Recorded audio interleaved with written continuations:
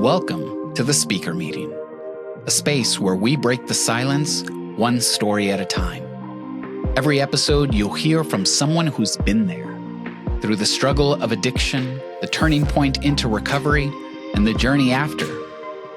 Because no matter where you are, you're not alone. Recovery is possible, and hope is real.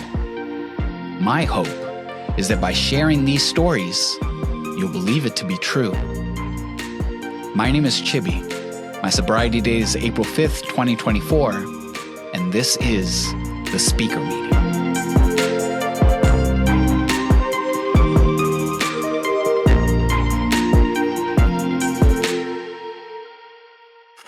My name is Zachary Kluckman. My sobriety date is May 9th, 1999. So it's a birthday coming up in 5 days now.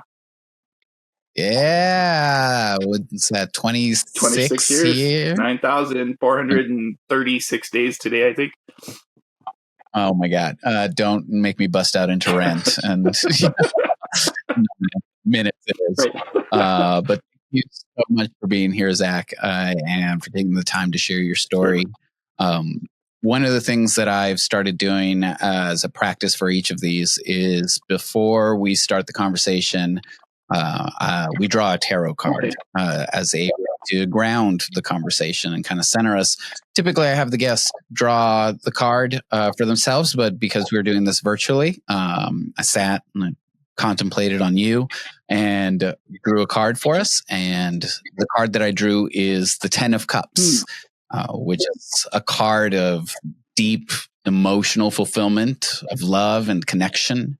It often reflects the life we hoped was possible, right? One that is built on harmony, gratitude, and healing relationships. And in recovery, it can show what can bloom when we stop chasing numbness or running away from ourselves and start allowing connection and joy to be a part of our lives. So I'm wondering, how does this resonate with your recovery journey or where you're at in recovery today? Oh, I love that. Yeah, I really actually love that. Wow. A couple different ways, I guess I would have to say, honestly. One, love is my whole bag, right? Love is my whole bag. Which was not always the case, of course. I think it was. I think I was born. I'm a Pisces. I don't know. I was born with so much love. It's dumb.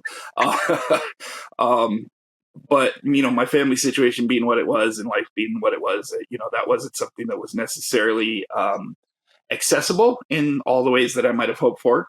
But since I got sober, of course, and since I've started my recovery journey, love is everything to me. So that in itself, that sense of emotional fulfillment and seeking emotional fulfillment, right? The search for it, the quest for it, I think is a huge part of why I write poetry, a huge part of why I stay sober, a huge part of everything I do realistically. So I love that. I love that because, it wasn't until I got sober myself that I could say I was able to access or understand my own desire for love, my own desire for connection, right? Because it was, you put up barriers and you put up blockades when you have a history of trauma, and you're living in survival mode all the time, which is my specialty, or was for a very long time. So yeah, it's just really powerful. And I love that that's the card that you drew because I'm not only looking for that, right? Like in myself, but also like, how do I bring that to the world? How do I, as a person in recovery, bring that to other people? How do I help them find that for themselves? How do I help them, whether that's through poetry or in program rooms or, just everyday, right? Everyday work, the work that I do, my day job as a community health worker, everything is sort of geared to that idea of how do I be of service and how do I connect with the world in a way that's actually meaningful now.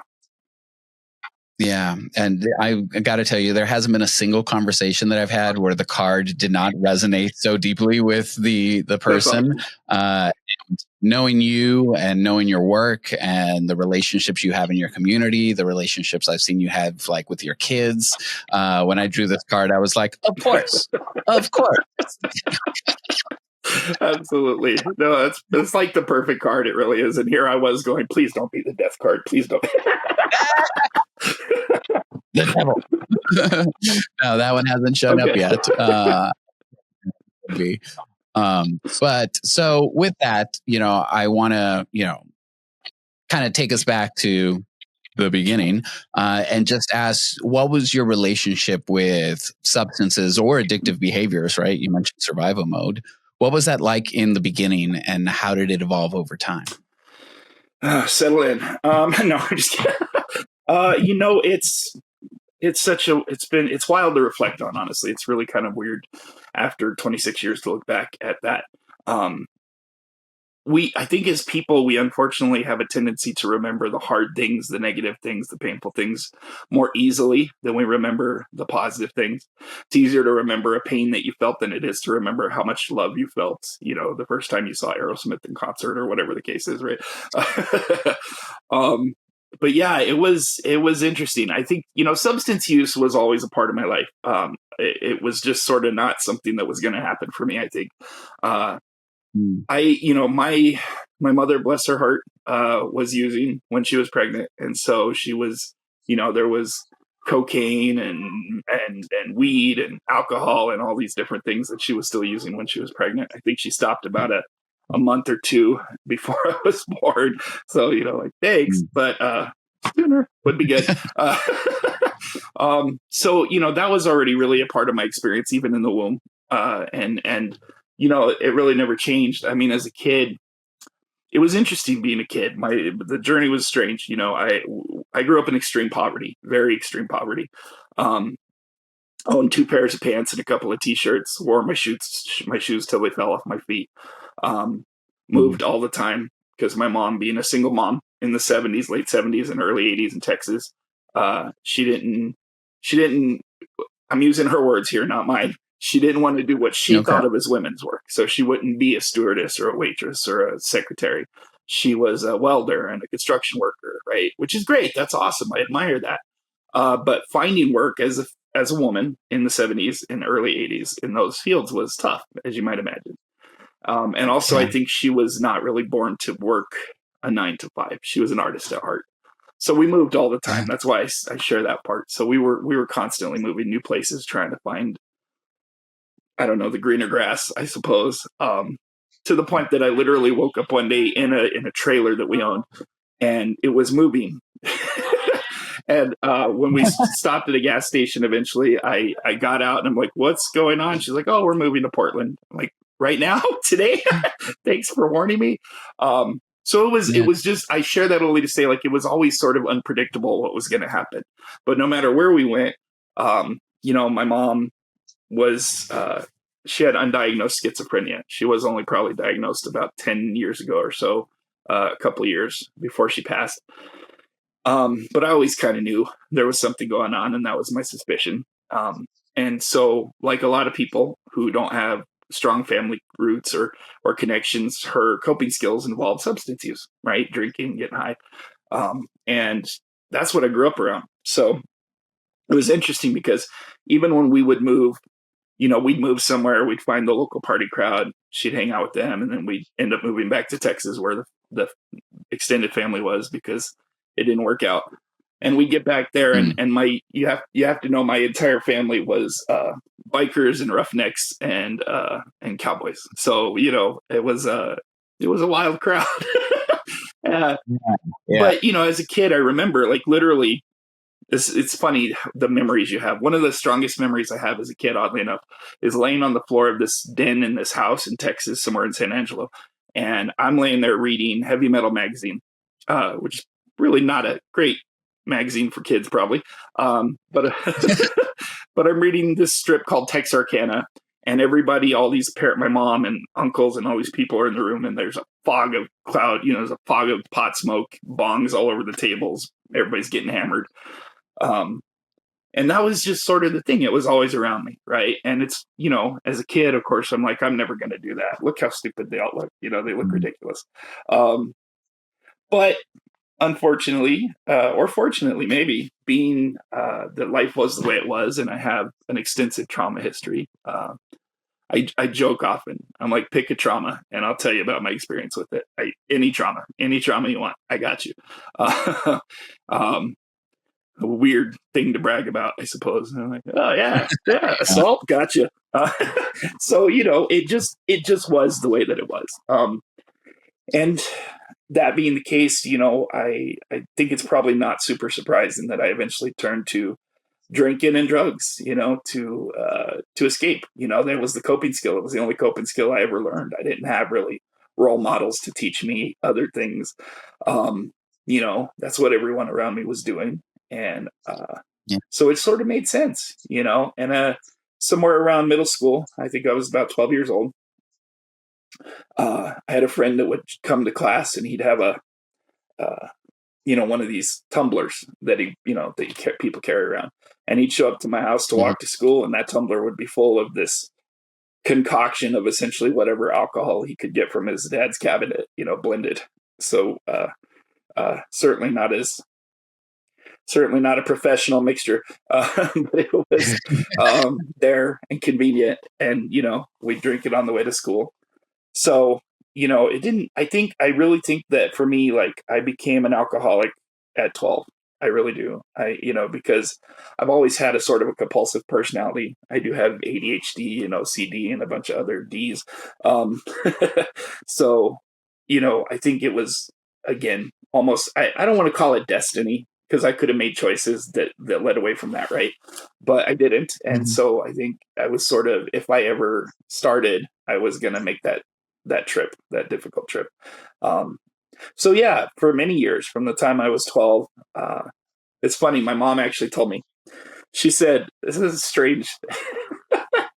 She told me when I was a kid, I was probably around 12, actually. She said, listen, I know as you get older, you're going to experiment with things. And I'm like, thanks for that vote of confidence. Yeah, right.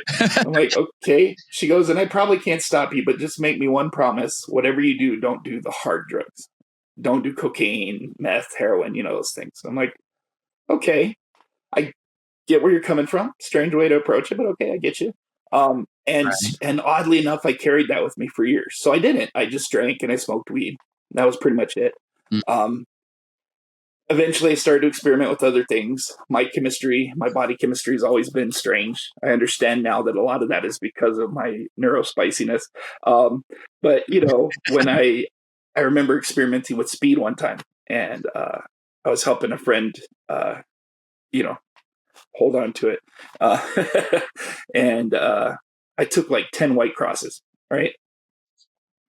Fell right asleep, just fell right to sleep. While everybody else in the room is thrumming for the next couple of hours. So I share that only to say that, my experience with it was always a little unique, perhaps in some ways, but the addiction set in early for sure. And it was until, oddly enough, it was, or maybe not that odd, but, you learn to convince yourself, right, that things are manageable, that you're functional, that you're doing fine. I think I knew that I had a problem for a long time, but I wasn't really in a place where I could do anything with that information. So I always told myself, I'm fine as long as I'm not drinking alone.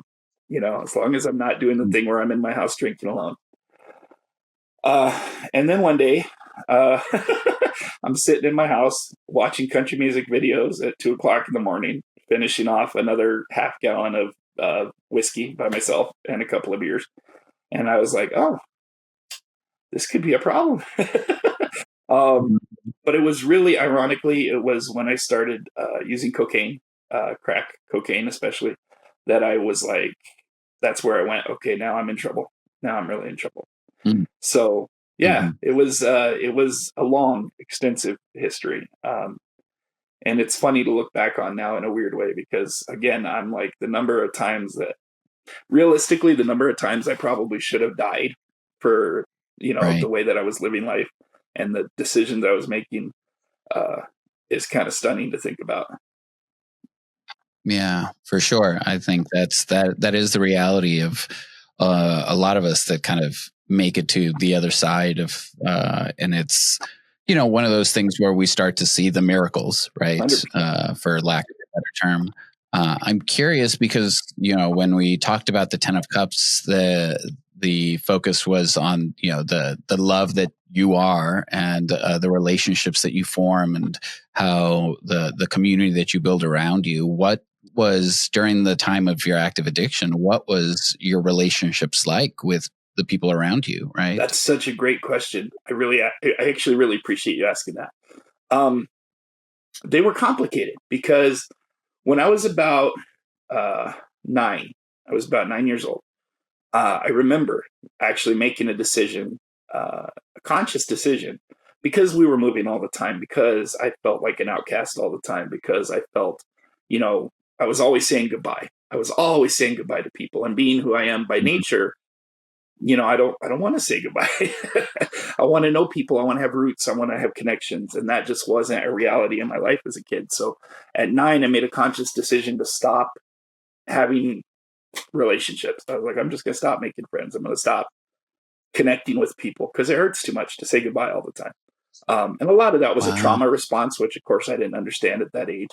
Um, so that informed my life for a really long time. And then eventually, when I was probably about 15, I took it a step further and said, well, now I'm going to stop feeling anything because I'm tired of hurting all the time.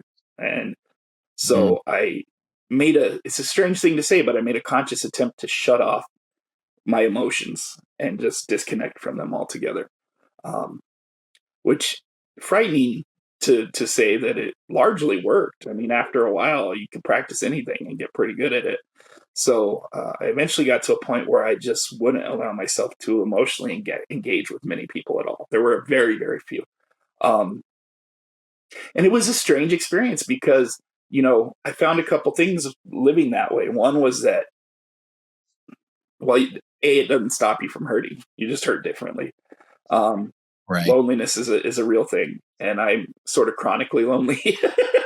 In my, it's part of the mental health experience. So, um, but when you shut off all the other emotions, the only thing left is anger. It's the one that won't go away, or at least for me, it was. It wouldn't go away. So I would be angry more often than I wanted to be. Um, Not where I lashed out at people, not where I was taking it out on people, but I just was angry all the time. You know, um, and ironically, it's the strangest part of it is that during that time I became wildly popular. Like it was really strange. Like so many people wanted to be around me and they were like, this guy's cool. And I'm like, what is wrong with you? But it was the late 80s, early 90s, and being disaffected youth was like the cool thing. You know, I already wore torn up denim and leather because that's what I could afford. So it wasn't really a Uh, fashion choice; it's just what I wore, and that became like a yeah. style. So in a weird way, this like really unhealthy place that I was in emotionally and mentally uh, made me popular. And so, Uh, I became a jokester and I told jokes all the time and I laughed all the time. And granted, laughter was always my defense, anyways. Even when people would try to bully me, I'd out bully myself. I'd make better jokes and be like, that's the best you got. Let me show you what I should have said, you know. Um, so, it was definitely an unhealthy time to say the least. But the irony of all of that is that while I was building more relationships with people than ever in my life, but they were not healthy ones, obviously, because I wouldn't allow myself to connect with them in those ways. And so it was a yeah. really strange place to be. But at the end of the day, underneath all of that was this same person that I've always been. I mean, no matter what happens to us in our addiction, we are still at heart the same person. And and all I ever wanted was to have connections. I mean, I didn't really grow up with a healthy family. We disowned my family when I was 6 because of an uncle who assaulted me and my sister. Um, and then the family kind of chose to support him. So my mom said, screw you guys, we're out. Um, Mm. and it just was always, we really didn't have any extended family after that. So it was my mom, my sister, and me. And my sister ran away when she was 15. So then it was just me and my mom. And I always felt like I was supporting her. I always felt like I was raising her and not the other way around, you know? So it was Yeah. a tough time. It was a tough time. And yet underneath all of that, I really craved that. I craved the connection. I craved, I wanted to know what it would be like to have a healthy family. I mean, it was so bad. Honestly, I don't know, this may sound a little odd, but it was so missing in my life that there were times I would go sit outside of a restaurant and sit on the fence and watch families go in to eat their dinners. And I would just daydream, what must that be like? What must that be like to have a Mm. family that goes out to dinner together, that spends their lives talking and hanging out and, bullshitting about, how was your day? What'd you do at school? All those kind of things that I imagined them to be doing. So it was, yeah, it was an interesting time. I really craved connection. I guess you could say I was craving the kind of relationships and connections to community that I have now. And I think that's one of the reasons that I pursue them the way that I do now, because I know what it's like not to have them. I know what it's like to be missing those things. And I know what it's like to, uh, I don't know, just to live without. And so, it becomes a really important part of my life today that I'm always thinking about, how am I connecting with people? Is it in a good way? Is it a healthy way? Um, and there's times, I mean, honestly, there's times that I have to watch myself and pull back a little bit too, because, when you have that kind of history, sometimes you may overconnect. So that was another thing I had to learn, right? Was, to kind of like, uh, I don't know, just engage in relationships in a way that was healthy and not too clingy or needy. So it was a lot. I had a lot to learn when I got into recovery. But I think that, Yeah. I've tried to do that work, and I feel, I mean, like you said, I look around now at the community that I've been able to build and the folks that I hang out with and all these tremendously amazing people that are in my life. And even when I doubt myself, even when I start to have, and I am, oh my God, I'm prone to imposter syndrome. It's ridiculous. Mhm. I self-doubt all the time. And that's one of the things I do now is I look back and I say, well, okay, well, look at all these amazing people in your life. They choose to be around you. They don't have to be there. They choose to still be in your life. Um, so maybe you're doing okay, you know. Mhm. Um, Yeah. so it's become a touchstone. Yeah. It's really become a touchstone in my life. For sure. And I do want to I do want to get into how you manage to get back in tune with your emotions and start to build healthy connections. But before we get there, you talked about, the progression of things and how you then found yourself drinking alone, and then how you turned to, crack and cocaine, and how that was really like oh, probably a Mhm. problem. So what was the event or the series of events that happened that led to you to, seek recovery, and to change your life? Absolutely. I think it was sort of a progression, honestly. I never wanted to do cocaine because of that conversation with my mom. Like I felt like I was betraying that. Um, Mm. and frankly, I wasn't that interested in it. It just so happened that cocaine turned out to be the one that like grabbed me by the ganas and said, "Okay, well, you're mine now." And it was really stunning because it happened so quickly. Um, so the progression from that was that my fiance at the time and I, we left the state. We moved to Arizona for a while, tried to start over, get away from everything, the classic, change of locations, attempt to reset your life, which Mm. obviously pretty much never works in my experience. um, Never did for me anyway. um, and we moved and we came back to Albuquerque, and then we ended up moving again to Texas. And it was really, that was where it got kind of interesting, because having been born in Texas, and having that family connection there with the extended family that had been so much a part of the trauma as a kid, I didn't really want to go back to Texas. But something inside of me kept calling. It was the strangest thing. I kept feeling this calling to go back to Texas. And I couldn't have put it into words. I couldn't tell you why. When I tried to explain it to my fiance, I was like, I have no idea. I just feel like I need to go back to Texas. And somehow I convinced her. It may have been because I spent several $1,000s of our income tax check on crack cocaine over 2 nights. Um, that might have been part of it. So we Yeah. left and we went back to Texas, and I started reconnecting with that family because I thought, well, maybe I need to figure this out. Maybe I need to make some kind of peace with this past, or try to at least understand it in a different way. Um, and when I got back to Texas, a couple of things happened that led to that moment.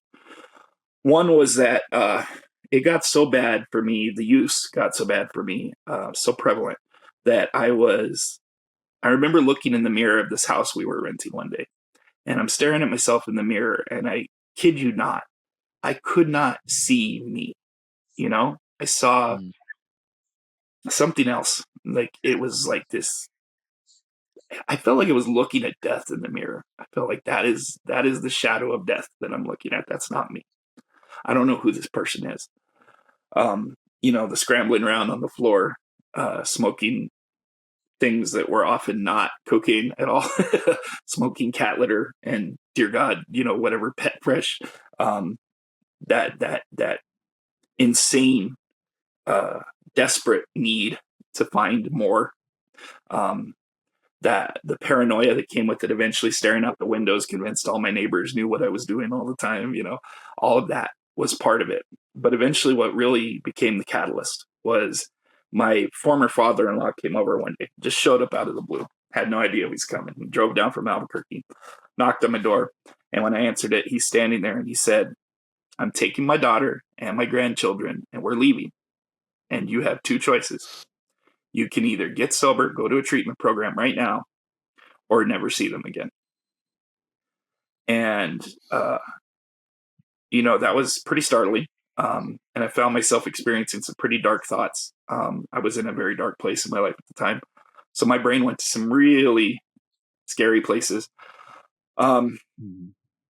And the combination of him threatening to take my family away, right? Here's this thing that I've been craving my whole life, a family. And I'm this close to it for the first time ever. And here it is being threatened to be taken away from me. And then my reaction, my mental reaction, the thoughts that went through my head in response to him threatening to take them, frankly scared me a little bit.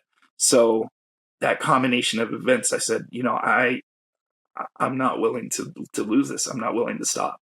My mom raised a fighter, so I'm going to fight. So I went and said, okay, well, I'll go to treatment. Let's do this. Let's make it happen. And then I went and I applied. There was a place called, hopefully it's okay to share this. It's a wonderful program. There's a place called the Serenity House in San Angelo, Texas. It's on Orange Street. Mm-hmm. And obviously it's meaningful to me because I can't remember the name of any street I ever lived on, but I can tell you where that place is. So I went and I signed up for this program and got, they were like, show up in 2 days and we'll start. And it was a residential treatment facility, an old house they had converted. So it was like, low population, probably 30 people there at a time. And the day of treatment, my wife loaded me up in the car. She's about 7 months pregnant at this time and huge, very, very large with child. And here she is driving me to a treatment center, right? And what do? I slam a 40 on the way there because I'm like, this could be the last one. So I slam a 40. I get to the treatment center, and this is part of the answer as well, because when I walk in the door of the treatment center, I've got my head down because I don't want everybody to smell the alcohol on my breath that I'm walking into this place. And so I've got my head down like this. And granted, I think a lot of that was also this sense of shame and guilt that was creeping over me. And I remember this guy, couldn't tell you his name. I think he graduated the program like days after I got there. But he walked up to me and he looked at me and he said, "Hey, man, you don't need to put your head down. We're all here for the same reason."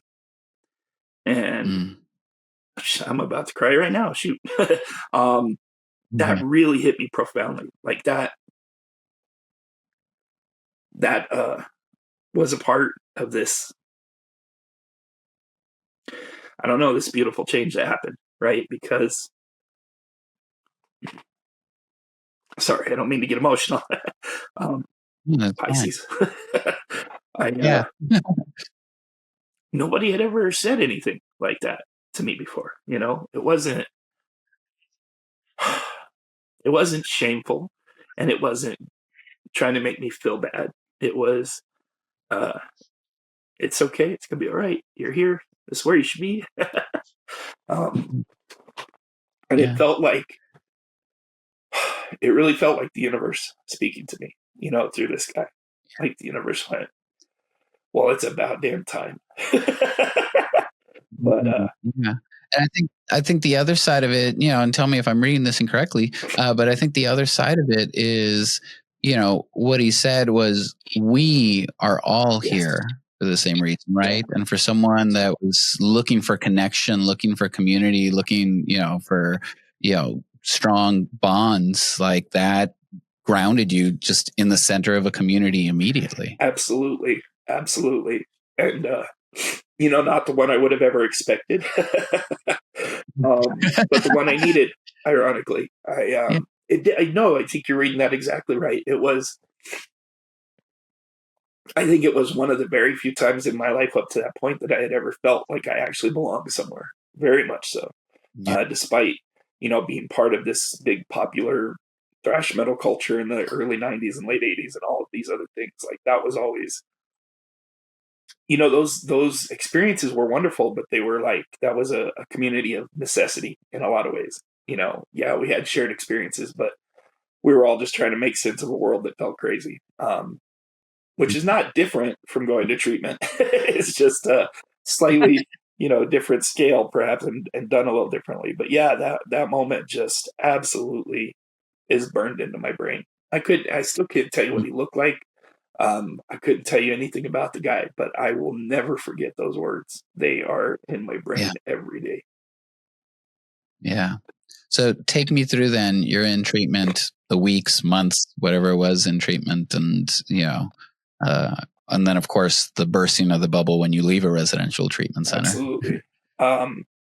Honestly, it was such an incredibly profound time. It was a 30-day treatment program. And God, boy, I've never had a more profound 30 days of my life ever. It was amazing. I was still fairly resistant to the idea of needing help when I first got there, I think. And the way that the program was structured, the first thing in the morning, you'd get up, you'd have breakfast, and then you'd go to this class, sort of. It was just sort of I don't know exactly what to call it. It was sort of a class in what addiction is, how it works, So it was a combination of like explaining the science of the addiction, but shared by a person who was also a recovering addict who, would also speak about the personal experience of it, right? So you were kind of getting both sides, and it was almost like a lecture series, if you will, in the sense that he would talk every morning for an hour, and he was profound. It was stunning because this guy was a deacon in the local Baptist church, and he cussed more than I do. So he would come into the room sometimes, and he'd be like, "All right, listen, you sorry sons of bitches, don't get all hurt. I'm a sorry son of a bitch too." And I'm just sitting here like, who is this guy? But God, the things that he said. And he was a big part of it too, of the change for me as well. So I told you how I had refused my emotions since I was 15. Yeah. So at this point I'm 25. So 10 years I've been living trying not to have any emotional outlet at all, except poetry. The poetry was there, so I was writing poetry fervently. But that was the only outlet I allowed myself. Of course, I didn't share it with people either, so could be mine, and I could write whatever I wanted. But that was a big part of my, for lack of a better word, therapy, I guess, at that time. So here I am in this place, and this guy is saying all these incredible things. And I'm starting to have that experience that I think a lot of us have in recovery early on, where you start to realize you're not alone. And you start to realize these terrible things you felt that you've carried around like a shameful burden. I'm the only one that feels this way. I'm the only one who's ever had it this bad. I'm the only one who's ever felt so lonely or so scared or so whatever. All these things that you think you're the only one who's feeling or doing, or the bad choices you're making, are like, oh my God, how could I do that? And he's up here talking about them like it's just an everyday conversation. Like, and then there's this, and then on this other thing. And sometimes you feel this way, and people in the room would kind of nod or maybe share a little bit. And I'm like, what the fuck? Is this a cult? What's happening? I don't how are these? But it was so amazing because literally these people were all sharing these things, especially him talking about these feelings I had that I'd never had the words for, right? And one day in particular, he was saying, he was talking about that. And he was saying, I know you may have felt like you're alone. You may have felt like your pain is the most pain anyone's ever experienced, or no one's ever had to go through it exactly the way you go through it. And you may feel like, and he's just describing this series of feelings that I'm having about feeling exactly how I'd felt for years, being in survival mode. I'm alone. Nobody really understands what it's like. My pain is different than other people's pain. All these sort of, I look at him now and go, well, that's a weird kind of arrogance. But that was what he was talking about, or is this idea how sometimes we turn our pain into this weird version of this weirdly arrogant experience, right? Like, that's mine. That's only mine, and no one else has ever had it. Yeah. But for whatever reason, the way that he spoke about it that day broke me. And I literally left that room and went up to this room that I shared, the storm room I shared with a few other people. And I got through the rest of the day, but I was broken. I was broken open in a way I didn't know I could be broken open. And that night I laid there in the bed, and at about 1:00 in the morning, I'm just bawling. First time in over 10 years that I've cried, and I'm just bawling. I mean, I'm losing it. It's ridiculous. And I'm up here on this top bunk, bawling my eyes out. And I'm going to share something, take it how you will, but this was my experience.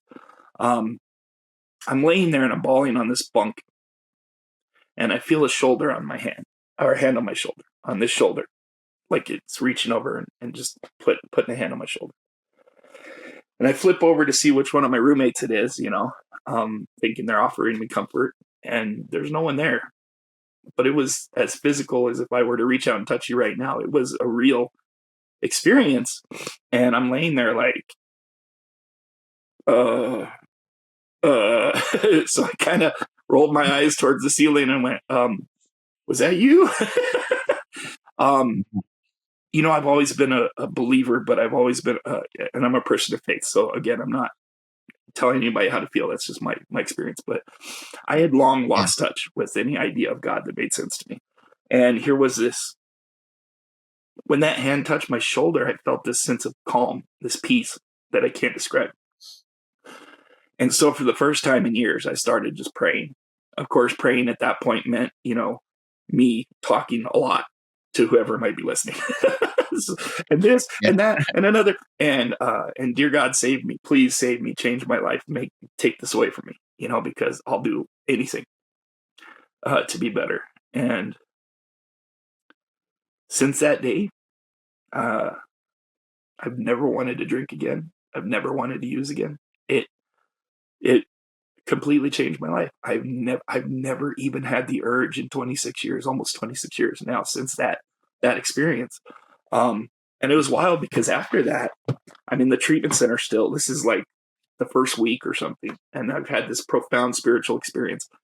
And the next thing I know, to my utter amazement, I'm sitting in this treatment center and I'm leading Bible studies. There are new people coming in. I've got the one guy in particular came in and we had to put him in a tub of ice to cool his fever down for like 2 days. It was so bad. And I'm in there with him for 2 days, just praying and talking to him and just trying to, and who am I? I'm this guy that's like trying to get sober. And here I am trying to help someone else do better. And interestingly, the reason I mentioned him is, I'm in there with all these people, an ex-professional wrestler and,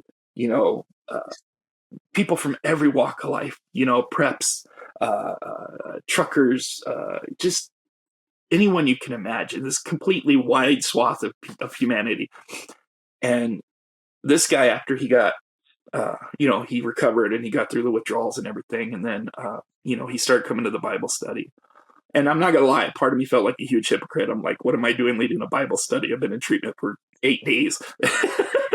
But I've had such a profound spiritual experience that I feel like I have to, right? I'm compelled. So anyway, he starts attending, and the next thing I know, he's reading his Bible. And he comes up to me one day and he says, I had a dream last night, and I'm pretty sure it was God talking to me. And I'm like, okay, all right, sure, why not? And he said, in the dream, God mentioned you. He told me about you. And I was like, what? He said, God wants me to tell you not to change the way you are right now at all. Be who you are, the way you look, the way you dress, the way you talk. Just keep being that person because it's needed. And that always stuck with me as well. So, I get through the rest of this 30-day program, and it's an amazing experience. I mean, by the end of it, I'm high on that pink cloud. I'm way up on cloud nine. And the day I left, we had a graduation ceremony, and I tried to write a poem for the first time in months, which was the cheesiest poem I've ever written in my whole life. I'm here to say. It turned out I I didn't know love how it. to write poetry about being happy. I was like, this is weird. But I remember walking out to the curb, and I stood on the curb for a minute, and I'm just looking around up and down the street.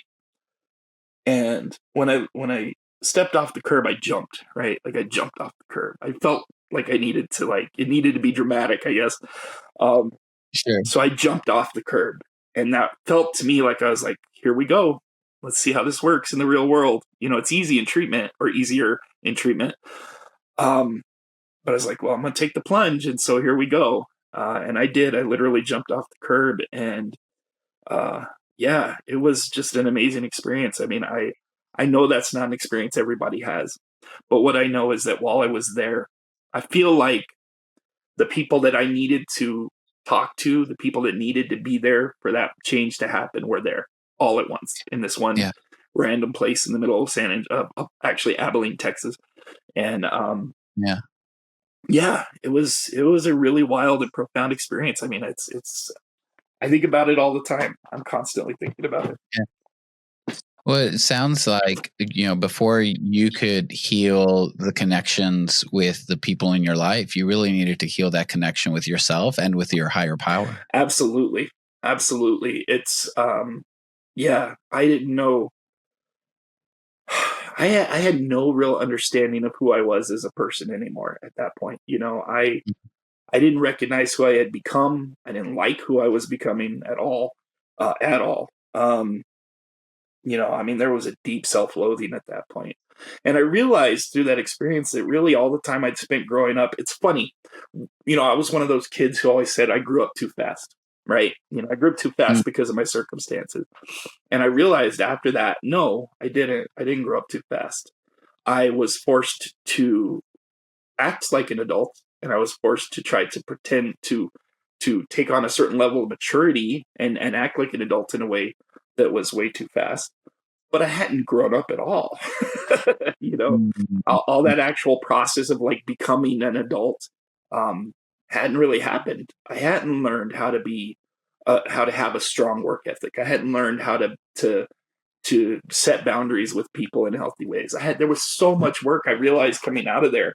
It's funny because I'm on this huge pink cloud, feeling like I'm looking at the world like, is this what it looks like? Whoa, this is the Yeah. world. It's pretty cool, And I'm all excited and lit up about life. And at the same time, I'm realizing I know jack shit about anything, honestly. I'm like, I don't know anything about being an adult. I don't know anything about raising kids. I don't know anything about any of this. This is all a brand new experience to me because I've been under this Yeah. fog for years. So it was profound, and definitely I still try to reconnect with that inner child on a regular basis because I realized that poor kid had never he never really gotten the nurturing he needed. And Yeah. that sounds weird perhaps for a 51-year-old man to be like, oh, my inner child, but it was real. It was No. still real.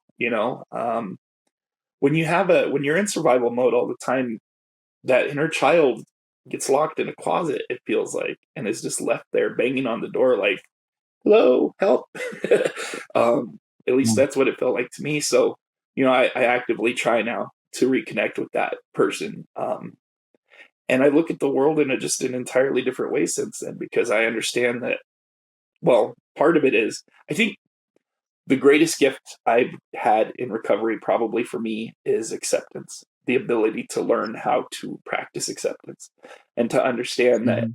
sometimes things just are the way they are. And you can either kick and scream and throw a fit about it, or you can accept it and do whatever needs to come next, right?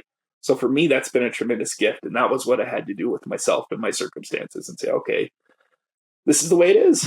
Now, what do I do with that, right? How do I take care of me? How do I build these relationships? How do I become the person that I want to be? I don't know if I can become the person I was meant to be, because I don't know what that even means, really. Maybe this is it. It is interesting though, because my relationships changed. A lot of people that I hung out with, I couldn't hang out with anymore for obvious reason. Um, I think me getting sober actually led to my eventual divorce from my ex-wife. Sadly, I don't think she wasn't prepared to grow up and face her own demons. And I don't mean that. I'm not saying something ugly towards her. I just mean she wasn't ready. She's in her own journey.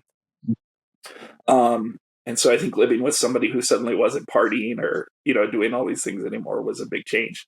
But we did stay together for many years after that. And at the end of the day, I know that because of those changes, who I am today as a person that I like most of the time. Yeah, it's funny how that happens, Right? right? Well, a lot of what you're describing, right, that feeling of like, oh, I don't know shit about shit, right? And is a lot of the fear essentially that we end up encountering in life, right? That we continue to encounter even in sobriety, right? Sobriety does not promise an easy Amen to ride. that. But that you talk about kind of like the tools and the tactics of, to get through that, right? The acceptance that you move through, that you try to move with as a way to combat that fear. So what does your kind of recovery practice look like these days, and how do you continue to move forward? It's probably a little atypical in some ways, I'll be honest. I went to AA for quite a while after I left the treatment center. We did AA meetings there every day and everything like that. So, it definitely was a part of my early practice, the 12-step program. And I'm still a huge fan and proponent of the 12-step program. I think when it's accessed the way that it's meant to be accessed, it's an incredibly powerful program and has saved thousands and thousands of lives. And it was a huge part of my recovery. Um, I don't go to AA meetings as much myself anymore, and that's primarily because, well, it's a combination of things. One, a lot of the meetings I was going to at the time, after I left Texas and we moved back to New Mexico, a lot of the meetings I was going to didn't feel like they were feeding me the way they needed to feed me. I was hearing a lot of the war stories, and I wasn't really hearing a lot of the hope. And I needed hope at that point. So I was like, okay, I've done the war stories. I got 3,000 poems about war stories. I need hope. And if I'm not finding it in these rooms necessarily, then let me go see what else is out there. Um, Again, I felt like I had this really profound spiritual experience. So to this day, I still credit my recovery to that moment and to my relationship with my higher power as I understand him, um, which is a loving God, is a God that is loving and is not about hate or stupidity or, differentiating people based on absolutely arbitrary and ridiculous things. Um, you know, but that's been a huge part of it. And the other part of it is, and this is where it may sound a little atypical, but being a poet and a writer and an organizer has become my form of service work, because Yeah. I realized over time that I think back to the guy who told me God said, don't change, right? Don't change who you are. And I could have, so many people I graduated the program with started changing their looks, and they cut their hair and they put on the suits and they started dressing nicer and wearing loafers and all this kind of stuff.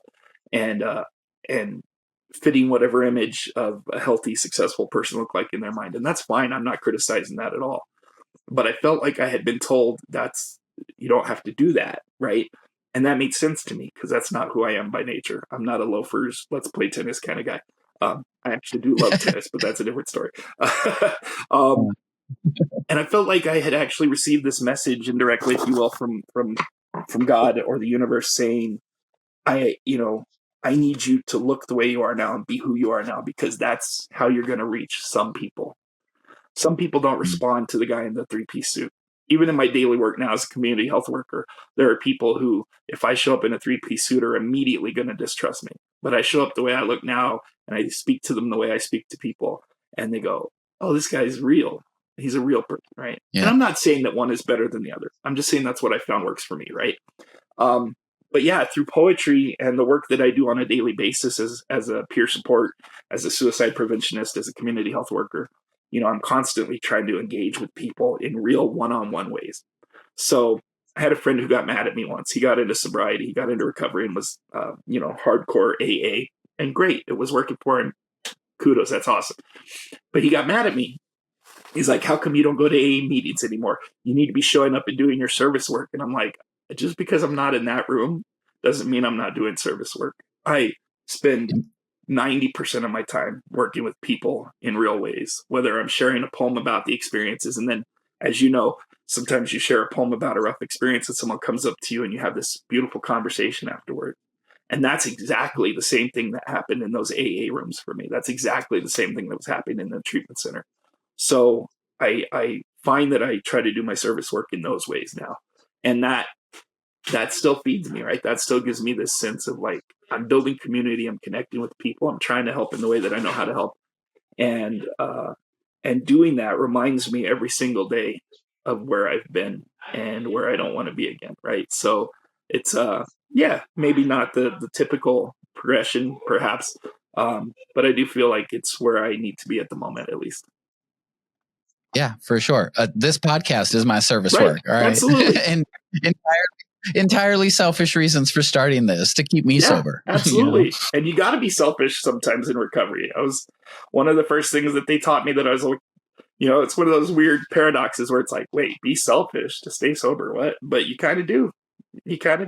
Yeah. Well, thank you for, the work that you do in community, in your community, in the poetry community, all of it. Like, it shows. I think it really radiates the amount of love that you move with, and the compassion that you have for others. So kudos to you for that journey. Thank you for that. And Are you ready to you. Same. I see the same about you. Are you ready to get into some rapid fire? Sure. Let's see. Hold on. And it doesn't have to be rapid at all. That's fine. I'm terrible at improv, but we're talking about something I understand fairly well. So let's see how it goes. Fill in the blank. Recovery has given me. Oh God, peace and joy. What is one word you'd use to describe your recovery journey? Complex. One word. Oh, okay. That's harder than it sounds. Come on, poet. One word. Okay. Priceless. What is a daily habit or ritual that keeps you grounded? Being outside, connecting with the world, touching the earth in some way, whether it's a mountain or walking in a forest, or sitting in my backyard, just really touching nature and being reminded of how beautiful everything is. Yeah. Still remember the time you took me to the top of that mountain. Right. Wasn't it beautiful? It was beautiful. I have a whole picture of me like staring out at Albuquerque down. You took the picture. Nice. Yeah. Looking down on Albuquerque. Gorgeous. Okay. Yes. Sorry. What's a daily habit or ritual? No, we just said that one. If you find yourself struggling or triggered, what's the first thing you do? God. First thing I do is breathe. First thing I do is breathe. I take a deep breath and I try to center myself and remember that I don't have to react immediately, that it's okay to take a minute to think and to feel. And that in that moment, I try to remind myself that it's okay to feel whatever you feel. There's no bad feelings. There's just feelings. And then it's what you do with them after that. And that all happens in the space of that breath for me, I think. This or that, morning routine or night routine? Night. Meditation or movement? Ooh, meditation. Talking it out or writing it down? Writing it down. Coffee or tea? Oh, you're getting hard now. Coffee. Name one book, song, or movie that's been meaningful to your recovery. Ooh. Oh, okay. Book, song, or movie. Okay. There's actually several. I would say, oh God, that's harder than it sounds. Um, I'm torn. I'm torn. Can I give you two? Okay, Sure. I'm torn. Um, Pretty much everything. This may sound weird, but pretty much everything that Roger Waters wrote with Pink Floyd, specifically, Okay. is so human and so real that it grounds me when I listen to it again. Um, Mm-hmm. There's also just an absolutely stellar movie with Michael Keaton called Clean and Sober that is a really great touchstone to remembering how difficult this journey can be, but how ultimately priceless too. So that was an early one that I watched after I got out and everything was like recovery. What's this? What's this? What's this? I need to read that and I need to look. So anyway, without going on, yeah. So I would say Clean and Sober with Michael Keaton and pretty much all of Pink Floyd's work Between the Wall and the Final Cut, especially. I'll co-sign that. A piece of advice you return to when things get tough. Oh, good one. Oh gosh, there's a few. Um,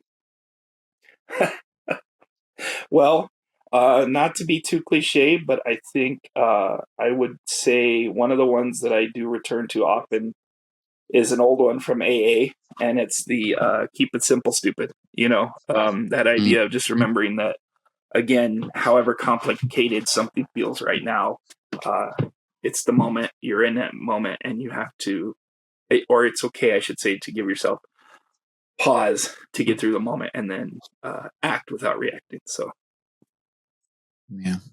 What is one phrase or mantra that keeps you going?